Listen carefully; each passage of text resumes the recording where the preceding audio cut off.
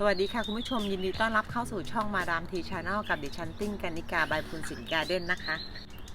จากคราวที่แล้วค่ะที่เราได้คุยกันเรื่องเกี่ยวกับพืชในกลุ่มเอลอยในวงเอลอยเนี่ยนะคะว่ามันมีความหลากหลายของสายพันธุ์อย่างมากมายมีหลายร้อยหลายพันชนิดใช่ไหมคะคุณผู้ชมที่เป็นมือใหม่ที่กำลังจะเริ่มเข้ามาสะสมเอลอยนะคะก็มีคำถามกันไหมว่าแล้วฉันจะเริ่มยังไงในเมื่อมันมีความเยอะขนาดนี้ใช่ไหมคะติ้งก็เลยอยากเอาประสบการณ์ของตัวเองอะค่ะในวันที่ติ้งเริ่มสะสมเจ้าพืชวงเอลอยนะคะเอามาแชร์ให้คุณผู้ชมฟังกันว่าติ้งเริ่มสะสมอย่างไรนับ1นับ2นับ3มายังไงนะคะวันแรกนะคะที่ติ้งเริ่มซื้อต้นไม้ต้นแรกที่เป็นพืชในวงเอลอยอะค่ะมานั่งนึกย้อนดูประมาณ15ปีก่อนช่วงนั้นติ้งเริ่มยังไงติ้งก็เริ่มมาจากไม้ที่มันเป็นพืชที่กำลังอยู่ในกระแสความนิยมนะคะ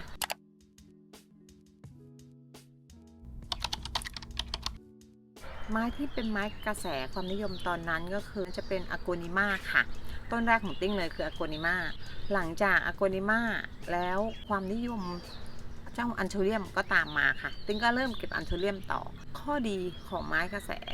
ก็คือ1สามารถหาซื้อได้ง่ายคุณสามารถหาข้อมูลในการปลูกเลี้ยงชื่อในกลุ่มวงพันธุ์ตระกูลอะไรพวกนี้ค่ะมันสามารถหาได้ง่ายเนื่องจากว่าต้นไม้ที่เป็นไม้สะสมนะคะโดยปกติถ้าหากว่าไม่ได้อยู่ในกระแสความนิยมใช่ไหมคะ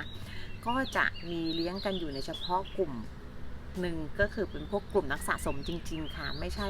พวกนักธุรกิจที่เขาเอาออกมาขายกันใช่ปะคะแต่พอเมื่อต้นไม้พวกนี้ได้รับความนิยมปุ๊บ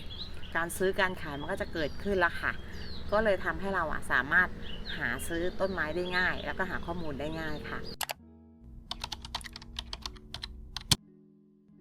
แต่นะคะไม้กระแสที่กำลังอยู่ในความนิยมเนี่ยค่ะเหมือนกับช่วงนี้นะคะก็เป็นพวกฟิโลอันทูเรียมอนสเตอร่าพวกนี้ใช่ไหมคะเมื่ออยู่ในกระแสความนิยมแล้วนะคะข้อเสียของเขาก็มีค่ะข้อเสียก็คือจะมีราคาสูงไม้ที่กำลังอยู่ในกระแสความนิยมมากๆท็อปมากๆจริงๆเนี่ยนะคะเวลาขึ้นเนี่ยขึ้นสูงสุดเลยแต่เวลาราคาหล่นลงมาก็คือมันต่างกันมากมันมีช่องที่มันห่างกันมากเพราะงั้นถ้าหากว่าสะสมรวมกับการทำธุรกิจไปคู่กันแบบนี้นะคะการที่เราเล่นไม้กระแสแรงๆขนาดนี้ค่ะมันก็เป็นเรื่องที่ต้องระวังอยู่เหมือนกันเนื่องจากว่าความผันผวนของราคาเนี่ยมันค่อนข้างสูงด้วยค่ะเซตที่2สเต็ปที่2ที่เราเริ่มเก็บก็คือต้นไม้ที่ทุกอย่างที่เราชอบเพราะอะไรถึงบอกว่าซื้อต้นไม้ทุกอย่างที่ชอบก็เนื่องจากว่าหลังจากเก็บไม้ชุดแรกมาประมาณ2ปีแล้วเนี่ยเราก็เริ่มเดินตลาดมากขึ้นเริ่มหาข้อมูลมากขึ้นรู้จักต้นไม้มากขึ้นแล้วก็เลี้ยงต้นไม้ที่เก่งขึ้นใช่ไหมคะพอทีนี้เจออะไรล่ะเจออะไรก็แล้วแต่ที่แบบตัวเองยังไม่มีเจออะไรก็แล้วแต่ที่ใบสวยเจออะไรก็แล้วแต่ที่มันแปลกติ้งก็ซื้อเราอยากได้หมดเลยเพราะว่าเรากำลังเหมือนกับตื่นเต้นกับต้นไม้ที่เรายังไม่เคยเห็นยังไม่เคยมีอย่างนี้ใช่ไหมคะต้นไม้นะเวลานั้นที่ติ้งเก็บจริงๆค่ะมันก็จะเป็นพวกไม้หายากไม้ด่างติ้งก็ไม่ได้เน้นเฉพาะแบบเป็นเอลอยแล้วจะต้องเก็บแต่เอลอยอันอื่นไม่เอานะทุกอย่างที่แบบเป็นไม้ที่แบบกลุ่มใบสวยใบเก๋มีทรงสวยอะไรงี้ติ้งก็เก็บนะคะอะไรที่มองแล้วหน้าตามันด่างดีด่างแปลกอันนี้ติ้งก็เก็บ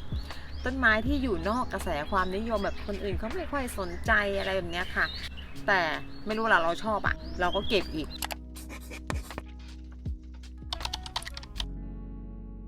แต่เจ้าไม้ที่เราชอบทุกอย่างที่เราจะซื้อทุกอย่างเนี่ยนะคะมันก็มีข้อดีข้อเสียเหมือนกันค่ะเราต้องดูด้วยนะคะว่าต้นไม้เนี่ยนะคะบางสิ่งบางอย่างเนี่ย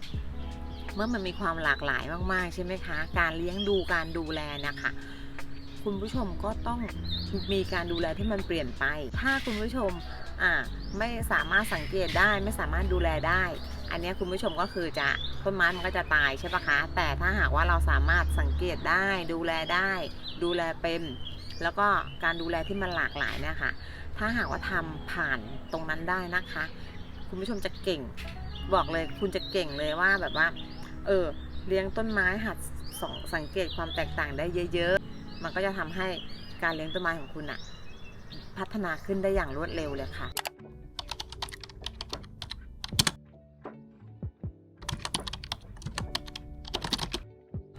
ค่ะหลังจากที่ผ่านช่วงเวลาที่1ก็คือการเก็บสะสมต้นไม้ที่กำลังได้รับความนิยมตามกระแสนิยมเนี่ยนะคะแล้วก็ผ่านช่วงเวลาที่2ของตัวเราเองที่ผ่านในช่วงที่แบบว่าเก็บต้นไม้ตามใจสะสมต้นไม้ตามใจตัวเองที่มันมีความหลากหลายไม้แลไม้ด่างไม้หายากทั้งหลายแล้วเนี่ยนะคะสุดท้ายแล้วตัวเองก็เลยต้องหาตังค์จากต้นไม้ที่เราจ่ายไปอะค่ะช่วงหลังเราก็เลยเริ่มที่จะแบบว่าตัดขยาย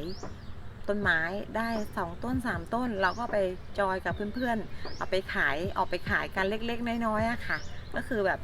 เอาสนุกมากกว่ากับการขายต้นไม้ที่แบบว่าอุ้ยดีใจว่าเราขายได้ในของที่เราเลี้ยงออกมาเราขายได้เสร็จแล้วสุดท้ายแล้วเราเข้ามาในขั้นตอนของธุรกิจแบบเต็มตัวขึ้นมาเนี่ยนะคะมันก็ต้องทำการบ้านเพิ่มขึ้นมากกว่าการที่เราจะเป็นนักสะสมโดยที่ว่าเราไม่ได้คิดอะไรเลยทีนี้มันก็ต้องคิดเยอะขึ้นแล้วค่ะว่าต้นไม้ที่เรามีอยู่ในสต็อกต้นไม้ที่เราสะสมไว้ต้นไม้ที่เราแบบได้ขยายพันธุ์ไว้ก่อนหน้านี้ค่ะเราจะเอาไปใช้งานเพื่อที่จะตอบโจทย์ลูกค้าในการใช้งานในการจัดสวนได้อย่างไรซึ่งตอนนั้นอะประมาณ 3-4 ปีก่อนนี้นะคะติ้งก็แบบว่ามองว่าลักษณะของการใช้ต้นไม้อีกสักประมาณ 2-3 ปีข้างหน้าสักประมาณปี 2019 เนี่ยนะคะแนวการจัดต้นไม้นะคะก็จะเป็นจัดต้นไม้เป็นลักษณะแบบเป็นสวนแนวตั้งหรือเป็นแบบว่าอินดอร์คืออยู่ในตัวอาคารใช่ไหมคะซึ่งโดยลักษณะทางกายภาพของเจ้าพืชกลุ่มเอลอยเนี่ยใช่ไหมคะมันก็เหมาะมากที่จะเอาไปจัดสวนพวกนี้เนื่องจากว่ามีรูปทรงที่แบบฟรีฟอร์มรูปทรงใบ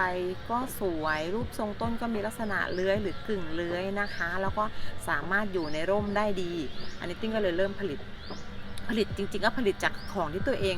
เก็บมาแบบสเต็ปที่1สเต็ปที่2เก็บสะสมก็คือผลิตมาเพื่อที่จะตอบโจทย์ให้กับพวกคนที่เป็นดีไซเนอร์ที่จะเอาไปใช้งานนะคะเมื่อ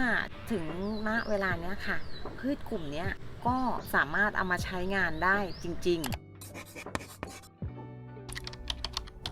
ๆข้อดีก็คือในลักษณะของการทำธุรกิจน่ะมันก็เป็นรายได้ใช่ไหมคะอันนี้ทุกคนรู้กันอยู่แล้วว่ามันสามารถเป็นรายได้แต่ในมุมหนึ่งจะมองแต่มุมที่ดีอย่างเดียวก็ไม่ได้นะคะอันนี้ติ้งต้องติงเอาไว้นิดนึงอย่างบางคนก็แบบว่าคาดหวังแบบนั่งคิดตังค์ฉันจะต้องได้เท่านี้ไม่ได้จริงเสมอไปนะคะบอกก่อนว่าต้นไม้บางชนิดบางอย่างติ้งก็ผลิตขึ้นมาเพื่อที่จะรอขายเป็นร้อยเป็นพันต้นนะคะพอถึงเวลาบางอย่างขายได้ก็ขายได้แต่บัตรสิ่งที่ขายได้ไอ้สิ่งที่ขายไม่ได้มันขายไม่ได้เลยแต่เราก็ต้องเลี้ยงดูเขามีค่าใช้จ่ายเหมือนกันค่ะอันนี้ก็ต้องฝากน้องๆมือใหม่ที่เป็นนักสะสมแล้วก็เริ่มมีไอเดียที่จะคิดในการทำธุรกิจเนี่ยนะคะเอาไว้บวกลบคูณหารกันให้ดีนะคะเพราะว่าการลงทุนมีความเสี่ยงค่ะก่อนที่เราจะลงทุนเราก็ต้องศึกษาหาข้อมูลก่อนที่จะลงทุนให้ดีๆนะคะ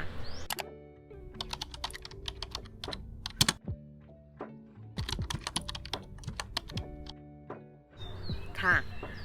เล่าเรื่องของตัวเองให้คุณผู้ชมฟังซะยาวเลยนะคะเดี๋ยวคลิปหน้าติ้งก็วางแผนเอาไว้อย่างนี้ค่ะว่าจะทำหมวดหมู่ของพืชในกลุ่มเอลอยนะคะจัดหมวดหมู่เรียงลำดับเป็นกลุ่มเป็นประเภทเอาไว้ให้คุณผู้ชมเนี่ยเป็นข้อมูลในการช่วยคุณผู้ชมที่จะเริ่มสะสมต้นไม้นะคะแยกชนิดใบแยกชนิดลำต้น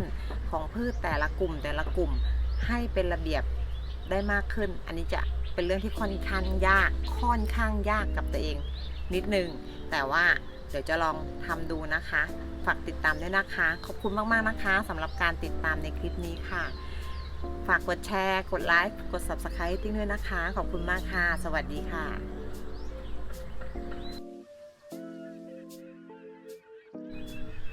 ไม่เคยเนาะ